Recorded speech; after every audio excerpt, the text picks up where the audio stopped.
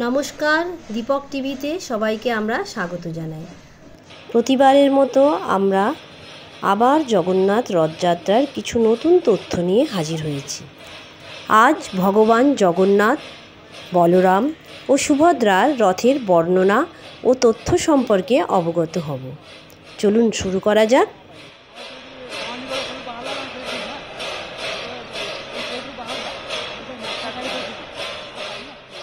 সর্বপ্রথম ভগবান জগন্নাথের রথ সম্পর্কে জেনে নিই। ভগবান জগন্নাথের রথের নাম হলো নন্দীঘোষ ও তার সারথি দারুক। রথের চাকার সংখ্যা 16টি এবং চাকার পরিধি 6 ফুট 6 ইঞ্চি। 832টি কাঠের খণ্ড নিয়ে রথ নির্মাণ হয়। রথের উচ্চতা প্রায় 45 ফুট এবং জগন্নাথের রথের ধ্বজায় তৈলক্য মোহনী নামক ধ্বজা থাকে। রথের চাকাগুলি রঙে হলুদ হয় এবং রথ লাল ও হলুদ কাপড়ের সমন্বয়ে তৈরি হয়। শঙ্খ, বলাতক, শ্বেত ও হরিদাক্ষ নামক 4টি ঘোড়াও থাকে।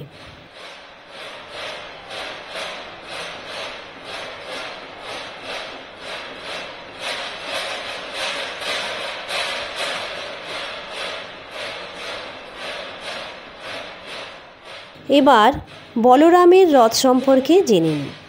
বলরামের রথের নাম হলো তালধ্বজ। এর সারথি হলো মাতালি। মোট 14টি চাকা দিয়ে রথ নির্মাণ হয়। 753টি কাঠের খণ্ড ব্যবহার করা হয়। রথের উচ্চতা 44 ফুট এবং ধ্বজার নাম উন্নয়নী। বলরামের রথ লাল ও সবুজ কাপড় দিয়ে তৈরি হয়।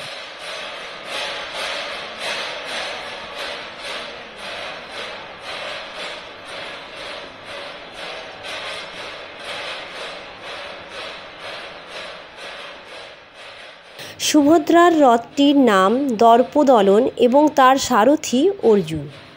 চাকার সংখ্যা 12টি এবং তার পরিধি 6 ফুট 8 ইঞ্চি। 593টি কাঠের খণ্ড দিয়ে রথ নির্মাণ হয়। রথের উচ্চতা 43 ফুট। সুভদ্রার সঙ্গিনী হল সুদর্শনা, ধ্বজার নাম নদম্বিকা। সুভদ্রার রথটি লাল ও কালো কাপড় দিয়ে নির্মাণ করা হয়। আজ এই পর্যন্ত। পরের ভিডিওতে আবার দেখা হবে। ধন্যবাদ।